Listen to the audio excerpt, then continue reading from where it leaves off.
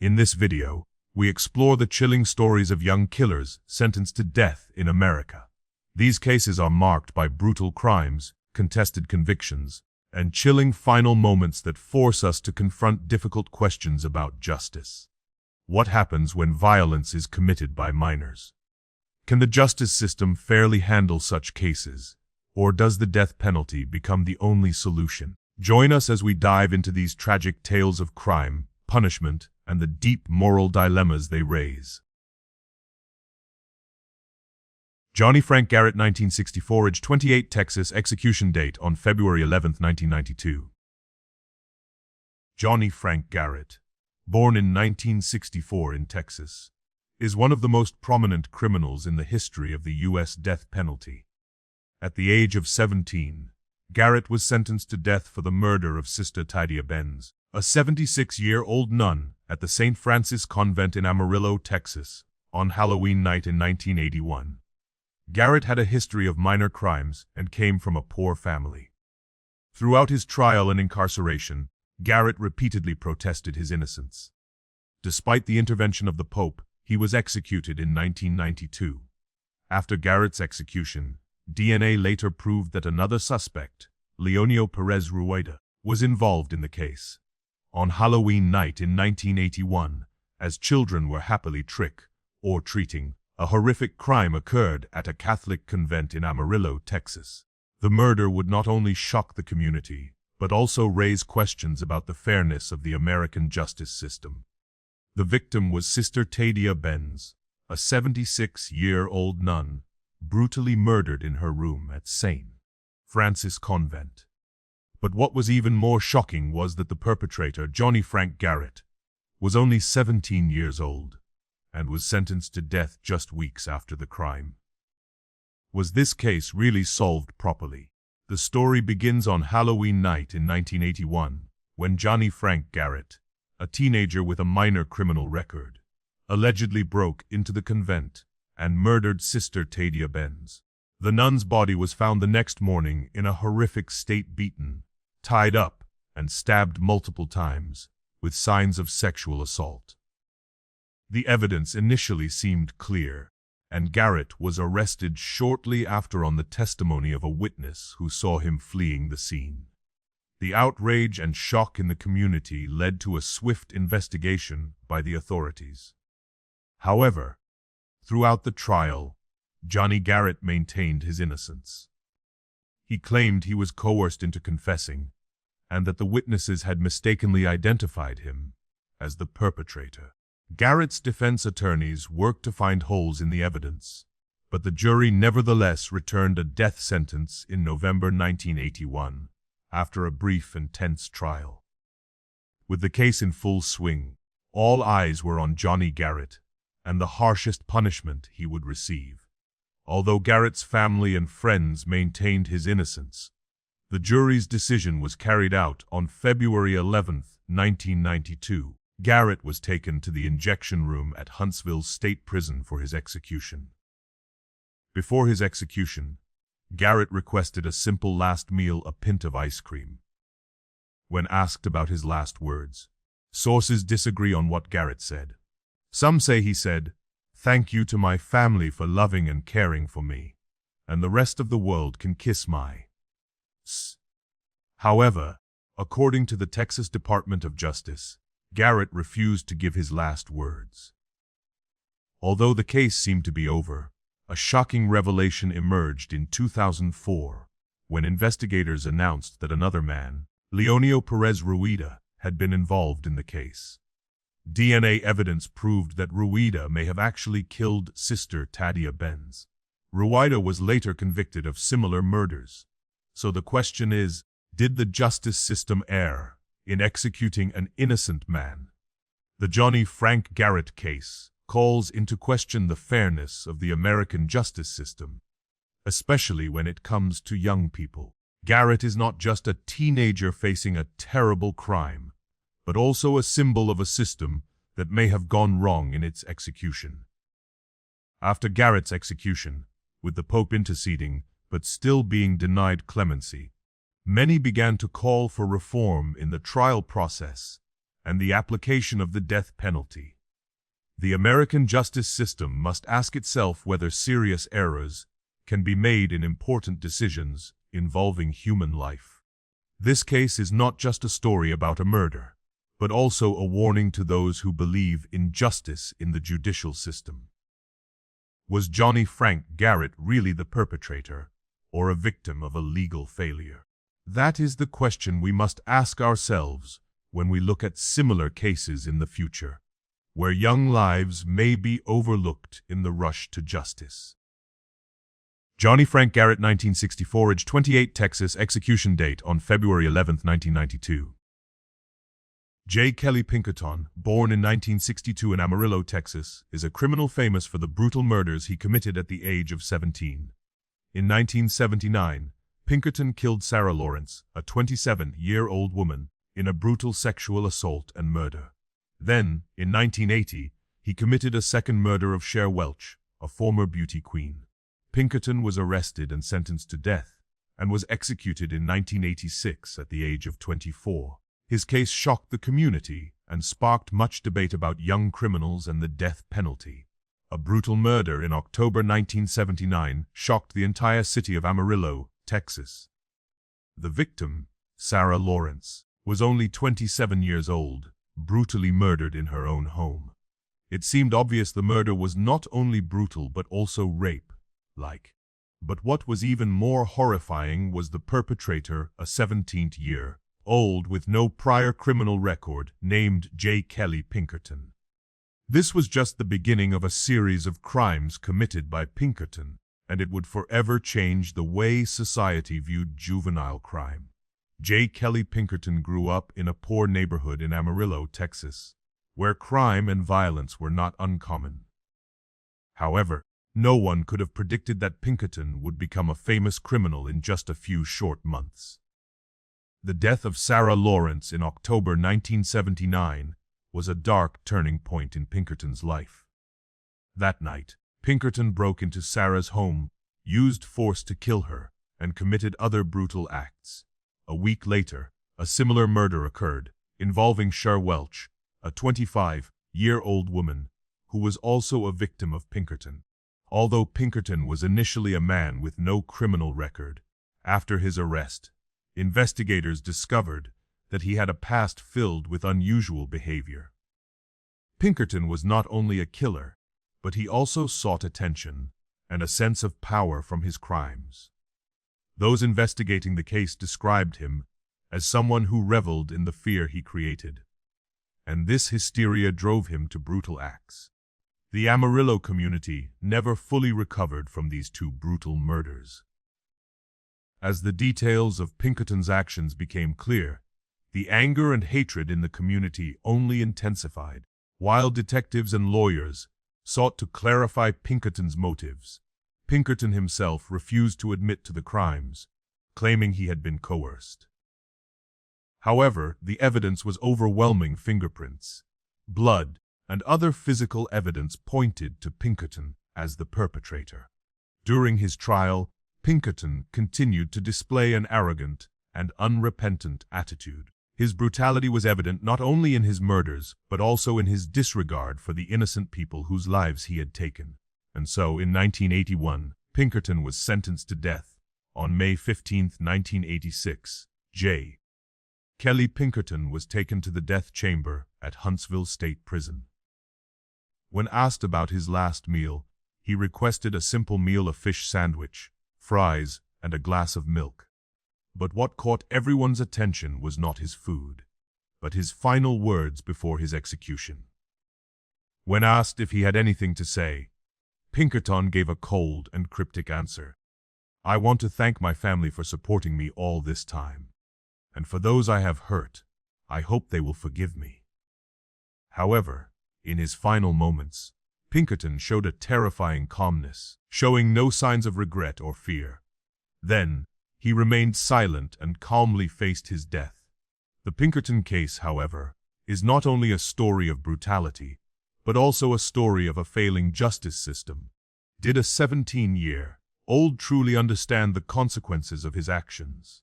did the justice system fail by sentencing a young man to death without careful consideration of his mental state. In 1986, after 5 years of waiting in a prison cell, Pinkerton finally met his end. The execution order was carried out on May 15, 1986, and Pinkerton was executed by lethal injection. As he entered the execution chamber, he showed no remorse or fear. Instead, his last words were a short and defiant, "I am ready."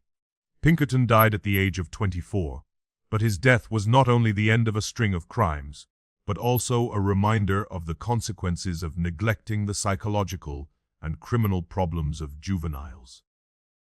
Throughout his trial and death sentence, many people questioned how society deals with young criminals and whether they can be saved.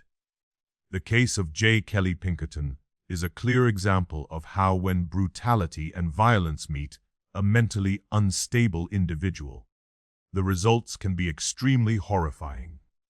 Pinkerton was not only a murderer, but he was also a product of a social system that ignored mental health issues and signs of abnormality from a young age. Curtis and Danny Harris, Texas. Execution date on July 13, 1993. Curtis and Danny Harris were two brothers from Texas, famous for a brutal murder they committed in 1978. Curtis, 17, and Danny, 18, killed Timothy Merker, a 27-year-old man, when he stopped to help them fix their broken-down car. After the murder, they went on to rob a convenience store. Both were caught and sentenced to death. After more than 14 years in prison, Curtis and Danny Harris were executed in 1993. One autumn morning in 1978, a gruesome murder occurred in Texas, causing panic and anxiety in the community. Curtis and Danny Harris, two brothers, killed Timothy Merker, a 27-year-old man, when he stopped to help them after their car broke down. What was terrifying was that this murder was not just a simple crime, but also the beginning of a series of crimes committed by the two brothers. This case would become one of the most famous cases of murder by young people. Timothy Merker, a Texas A&M employee, stopped his car when he saw Curtis and Danny Harris standing on the side of the road. They said their car was having trouble and they needed help. Timothy didn't suspect anything and stopped, ready to help. However, in that moment, the help he offered to the two brothers turned into his own death. Both Curtis and Danny used force to attack Timothy Merker and brutally beat him to death. After killing Timothy, the two brothers continued their actions without any remorse.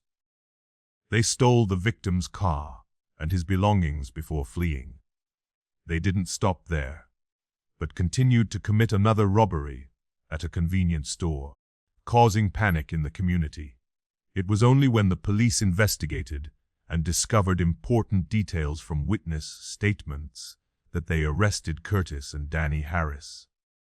Evidence at the scene, such as fingerprints and signs of robbery, proved that the two brothers were the perpetrators of the crime. After their arrest, Curtis and Danny Harris faced a legal battle. Throughout their trial, they displayed a cold demeanor, showing no remorse. Their actions were not only a crime, but also a manifestation of an inexplicable violent mentality. Although psychologists pointed out that Curtis and Danny may have been influenced by poverty and unstable families, these factors could not justify the brutal murders they committed. The two were sentenced to death and began their lives in Texas prisons. They spent more than 14 years on death row, waiting to face the death they deserved. During this time, they did not express any remorse for what they had done. But what is remarkable is that, in their final days, they faced a question that all criminals must answer: is justice strong enough to protect innocent victims? On July 13, 1993, Curtis and Danny Harris were taken to the injection room at Huntsville State Prison to be executed. Before his execution, Curtis requested a simple meal consisting of a plate of roast beef and mashed potatoes. Curtis's brother, Danny, requested the same meal. However, what caught people's attention was not the food, but their last words. When asked about his last words, Curtis said, "I love my family very much, and it breaks my heart to think about them. I also love all the people who have supported me all this time." Danny, in a calm manner, said, "I know I did wrong, but I have no regrets about my life. I just want people to remember that I always loved my family."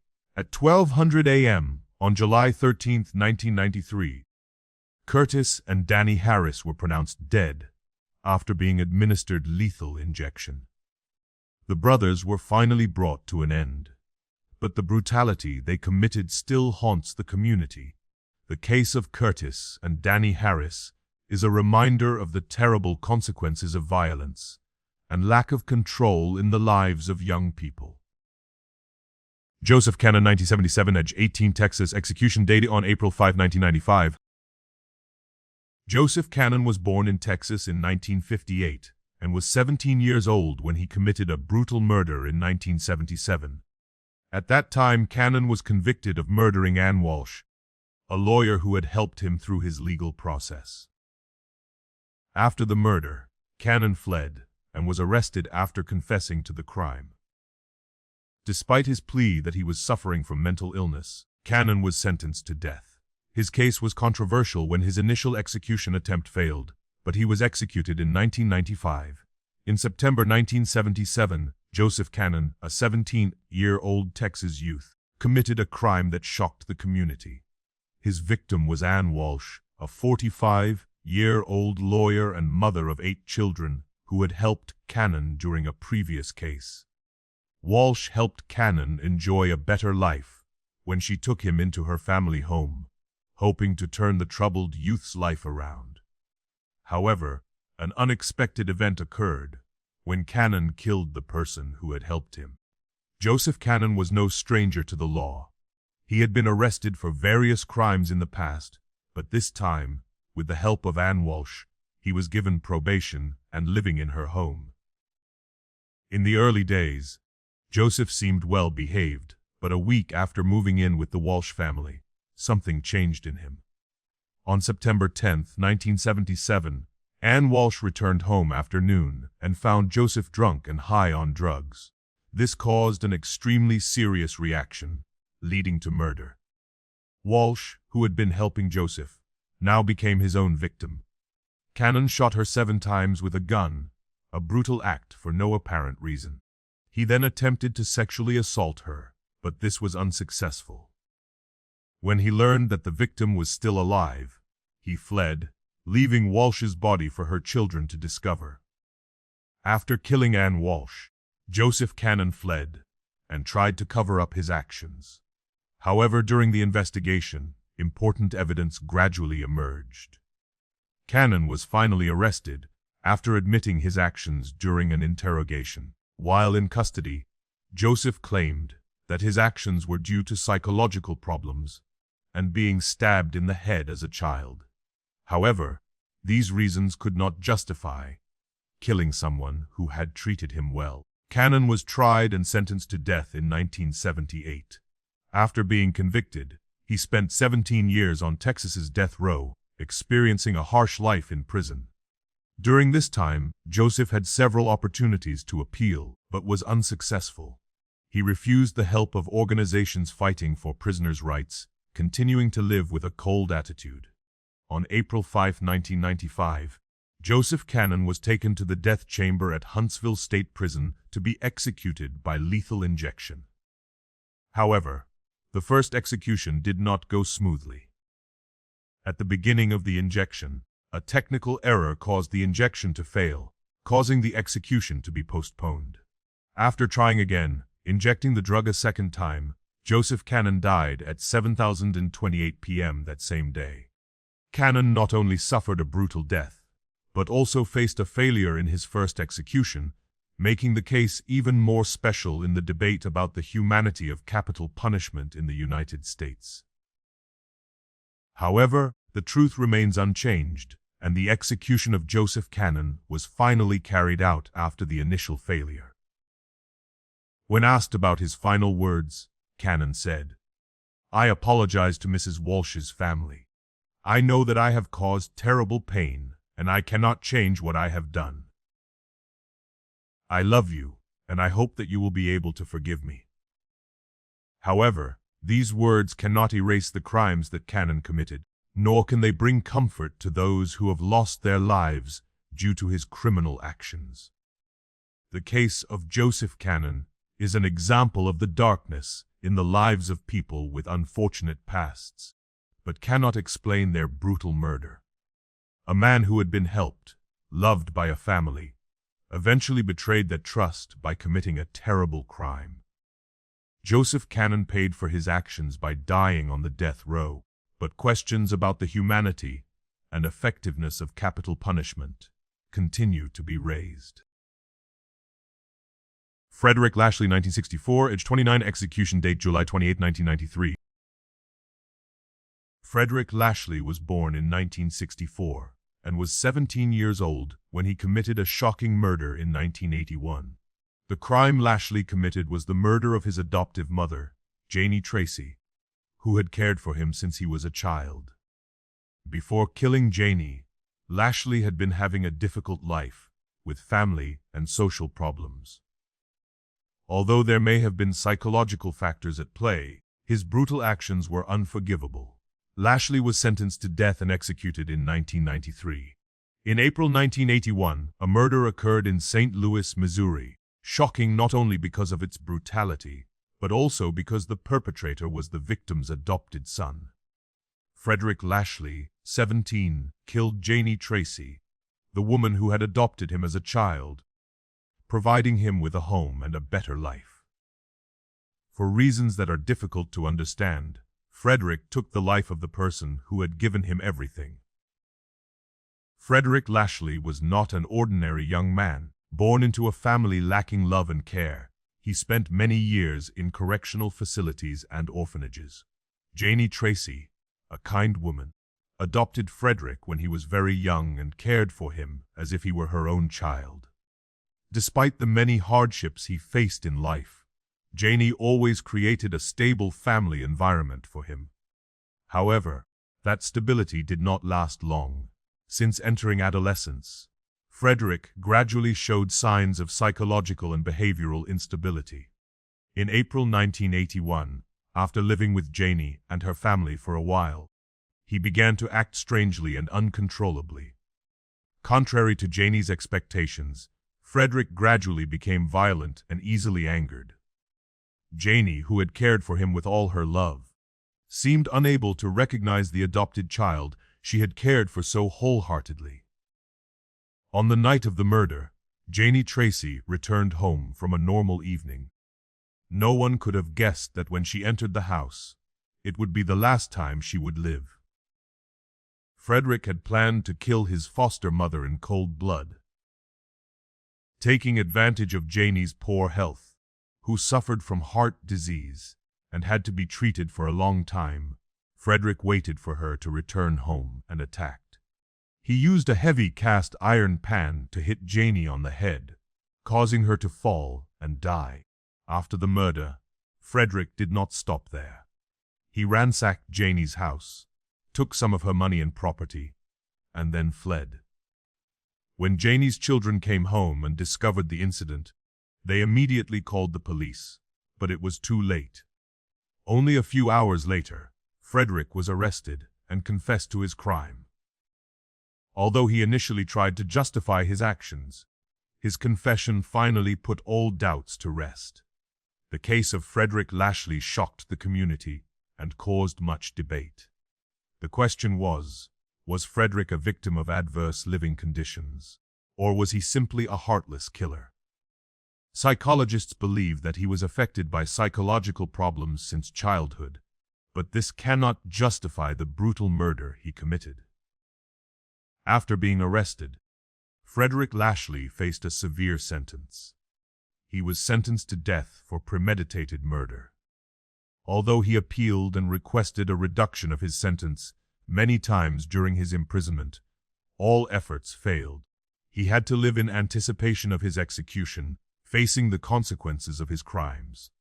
On July 28, 1993, Frederick Lashley was placed in the death chamber at the Posse Correctional Center in Missouri. Although he was a young man, he was facing the maximum penalty the law could impose.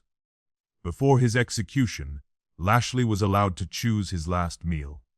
He requested a simple meal of pizza and a glass of water. However, these dishes could not erase the crimes he had committed. When asked about his last words, Lashley had a short and cold answer. "I do not regret what I did. I just hope my family will be okay."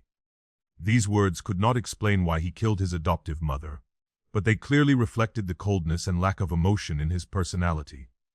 At 12:17 a.m., on July 28, 1993, Frederick Lashley was pronounced dead by lethal injection. His execution brought an end to a life of violence, but it could not erase the pain that Johnny Tracy's family had to endure. Frederick Lashley's crime was not only the death of a person, but also the destruction of a family, of trust and love between people. The Frederick Lashley case is a reminder of the terrible consequences that violence can have, especially when it comes from those closest to us. Regardless of the underlying psychological reasons or difficult life circumstances, murder is an unacceptable crime. The death of Johnny Tracy was a tragedy, not only for her family but for society as a whole. This case will forever be a painful part of Missouri's legal history, a reminder of the crimes that can arise from uncontrolled emotions and violence in society. Charles Chucky Rumba, 1958, a 27 on September 11, 1985. Charles Chucky Rumba, born in 1958, was a 17-year-old from Amarillo, Texas, who became famous for his brutal murder during a jewelry store robbery in 1975. Prior to his crimes, Chucky had a troubled past, with numerous minor crimes and a troubled life. After robbing a jewelry store and killing the store owner, Chucky was arrested and sentenced to death. Although psychological reasons were suggested, Chucky was eventually executed in 1985 after 10 years on death row. In April 1975, a murder occurred at a jewelry store in Amarillo, Texas, that shocked the community. The perpetrator of this case was Charles Chucky Rumba, a young man who was only 17 years old when he committed the crime.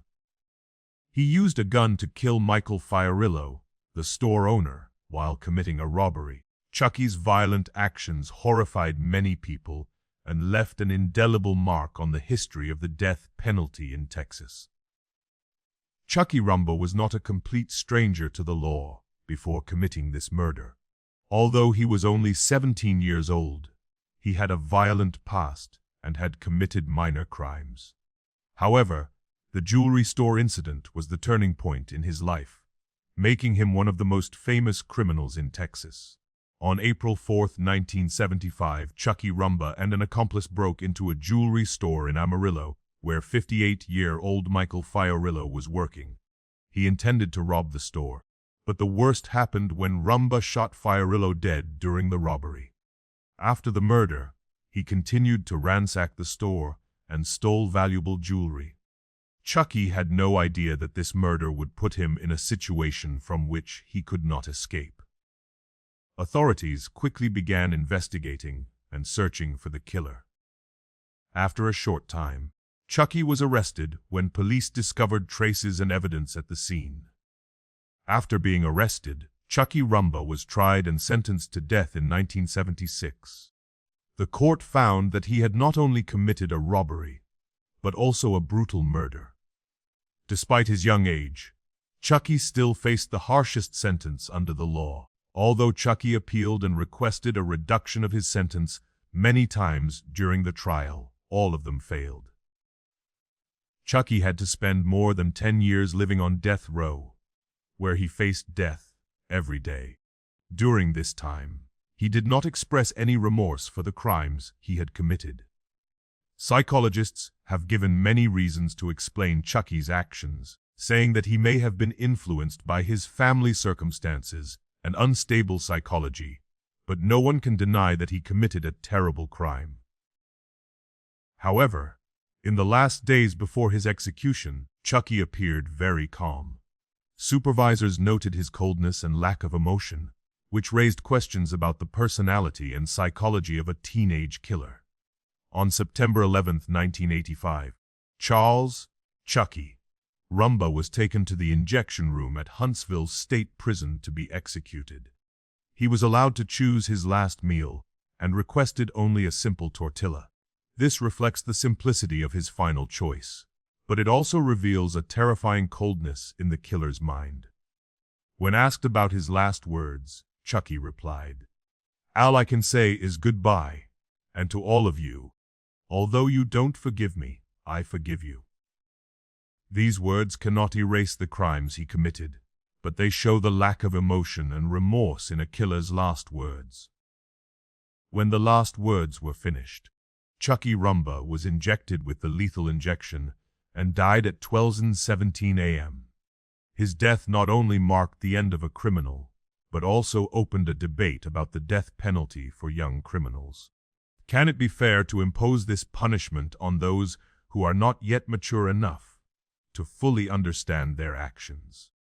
The case of Charles Chucky Rumba is a prime example of the crimes committed by young people and how the justice system deals with such killers.